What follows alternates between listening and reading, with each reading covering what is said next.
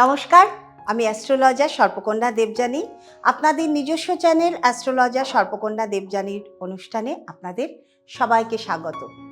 আগামী 29শে মার্চ 2025 শনি সঞ্চার করছে মীন রাশিতে, থাকছে 2রা ফেব্রুয়ারি 2028 পর্যন্ত। এই যে তিনটে বছর কর্মকারক গ্রহ শনি সে যাচ্ছে মীন রাশিতে, যেটা আমাদের দ্বাদশ ভাব, অর্থাৎ দশমপতি একাদশপতি যাচ্ছে দ্বাদশে। কাজের ক্ষেত্রে প্রচুর কিন্তু সুযোগ আছে।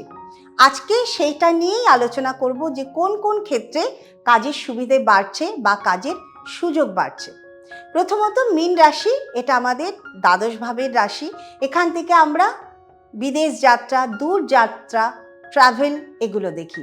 কাজেই কর্মকারক গ্রহ শনি যখন দ্বাদশ ভাবে যাচ্ছে, বিদেশে কাজ করার সুযোগ প্রচুর বাড়ছে। দেশীয় কোম্পানি বিদেশে গিয়ে ফ্র্যাঞ্চাইজি খুলতে পারে, দেশীয় মানুষরা বিদেশে গিয়ে প্রচুরভাবে ট্রাভেল করবে।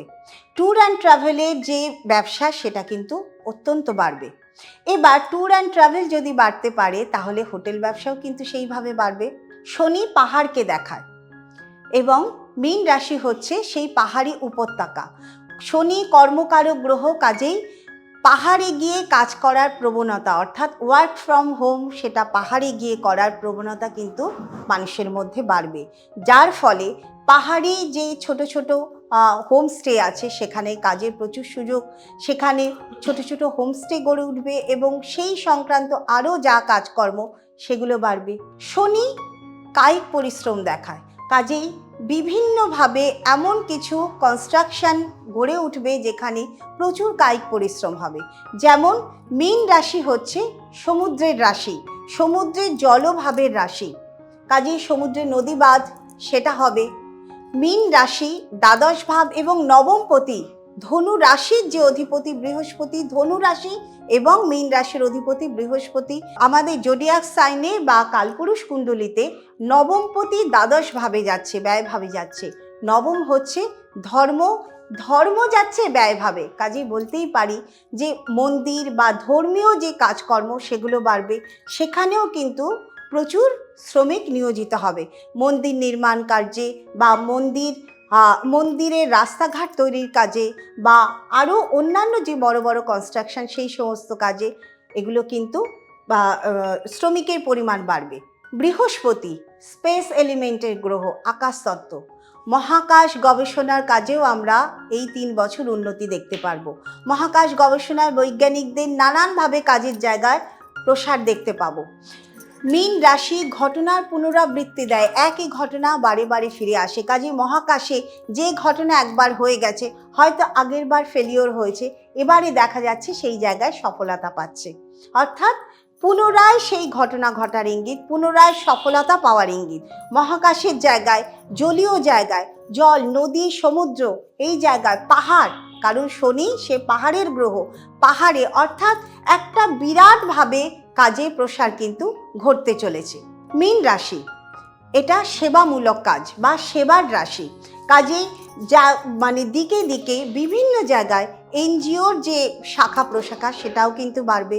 মানুষের মধ্যে ভীষণভাবে সেবার একটা মনোভাব তৈরি হবে, যে যেমনভাবে পারবে সেবামূলক কাজে নিজেদেরকে নিয়োজিত করবে। বিভিন্ন সংস্থা গড়ে উঠবে সেবামূলক কাজে, যেখান থেকেও মানুষে কিন্তু কাজের একটা সুযোগ পাবে, কারণ সেবামূলক হলেও এখানে কিন্তু মানুষকে কায়িক পরিশ্রম দিতে হচ্ছে। মীন রাশি জলীয় রাশি, যারা মাছের ব্যবসা করেন বা জলীয় দ্রব্যের ব্যবসা করেন, জলের ব্যবসা করেন, সেক্ষেত্রেও কিন্তু কাজের প্রসার ঘটবে, কারণ শনি কর্মপতি, তিনি মীন রাশিতে যাচ্ছেন। মীন রাশি যেখানে বুধ গিয়ে নিচস্থ হচ্ছে, বুধ হচ্ছে আমাদের বুদ্ধি যেখানে নিচস্থ, অর্থাৎ মানুষের বুদ্ধি যেখানে গিয়ে কমে যায়, এইরকম কোনো শিল্প, অর্থাৎ অ্যানিমেশনে যেটা আমরা দেখি সেটা কি বাস্তব? সেটা বাস্তব না। এই যে অ্যানিমেশন শিল্প, এখানেও কিন্তু আমরা আগামী দিনে বিরাটভাবে উন্নতি দেখতে পারবো। মীন রাশিতে শুক্র উচ্চস্থ হয়, শুক্র বিলাস বৈভব, শুক্র নানান ধরনের শিল্প, শুক্র আমাদের প্রসাধনী, আমাদের সাজসজ্জা, শুক্র হচ্ছে আমাদের শিল্প, সিনেমা শিল্প। এই সব জায়গায় কিন্তু একটা বিরাট উন্নতি আমরা আগামী দিনে দেখতে পারবো।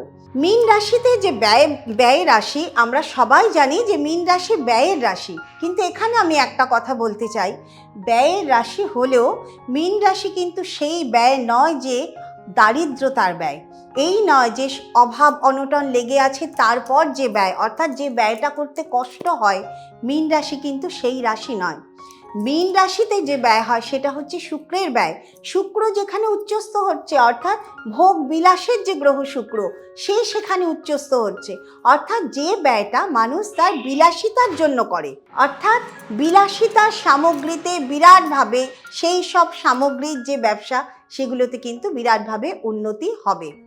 শনি বায়ু রাশি, বায়ু রিলেটেড যা যা কিছু সরঞ্জাম সবের বিক্রি কিন্তু বাড়বে, যেমন এয়ার কন্ডিশনার বা এয়ার ফায়ার, এয়ার রিলেটেড যা কিছু আছে, এয়ার ফ্রেশনার, বা এখন যে বায়ু শুদ্ধ করার জন্য যে মেশিন তৈরি হচ্ছে সেই সব কিছু, এয়ার কন্ডিশনার। এমনকি আগামী দিনে আপনারা দেখবেন যে ছোট ছোট দোকান বিভিন্ন পাড়ায় পাড়ায় শহরে ভরে গেছে, যেখানে এয়ার ফায়ারে রান্না হচ্ছে, যেখানে অয়েল ফ্রি খাবার রান্না হচ্ছে, মানুষ তেল ছাড়া খাবার খাচ্ছে বায়ুতে রান্না করে, বায়ু প্রেসারে। কারণ শনি বায়ু রাশি, বায়ুর কার্যক্ষমতা বাড়াবে। এয়ার যে এয়ার পিউরিফায়ার আগামী দিনে দেখবেন যে এয়ার কন্ডিশনারের মতো, যা মানে ঘরে ঘরে সে এয়ার ফায়ার কিন্তু এয়ার পিউরিফায়ার সেটা পৌঁছে গেছে। অর্থাৎ আমি বলতে চাইছি যে বায়ু রিলেটেড যা কিছু সরঞ্জাম আছে সবেরই কিন্তু ব্যবসা বাড়বে। মীন রাশি কন্যা রাশি সপ্তম ভাব। কন্যা রাশি যদি রোগ হয়, মীন রাশি হচ্ছে হসপিটাল, অর্থাৎ রোগীর মুক্তি। কারণ মীন রাশি হচ্ছে আমাদের মুক্তি দেওয়ার রাশি, আমাদের মোক্ষ প্রাপ্তির রাশি। কন্যা রাশি যদি ক্রাইম হয়, অর্থাৎ অপরাধ হয়, মীন রাশি হচ্ছে জেল হাজত, অর্থাৎ যেখানে গিয়ে একজন অপরাধী সে গিয়ে তার সমস্ত লাঞ্ছনা থেকে, সেই শাস্তি পেয়ে তার সেই জায়গাটা থেকে মুক্তি পায়। আগামী দিনে ডাক্তারি ক্ষেত্রে, জেল হাজতের ক্ষেত্রে অনেক উন্নতি হবে। নতুন নতুন ডাক্তারি, নতুন নতুন জেল হাজত, এবং জেল হাজতে যে আরামের জায়গাটা সেটাও কিন্তু তৈরি হবে।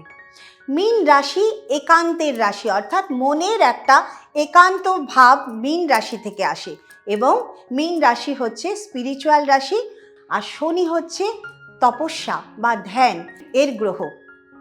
আগামী দিনে যারা স্পিরিচুয়াল জগতে আছেন তাদের জন্য কিন্তু ভালো জায়গা তৈরি হচ্ছে। স্পিরিচুয়াল জগতে তারাও কিন্তু সাধন মার্গে অনেক উন্নতি করতে পারবেন। মীন রাশি যেহেতু একান্তের রাশি, সোলো ট্রাভেলার আগামী দিনে অনেক বেড়ে যাবে, কারণ তারা একা ঘুরতে পছন্দ করবে।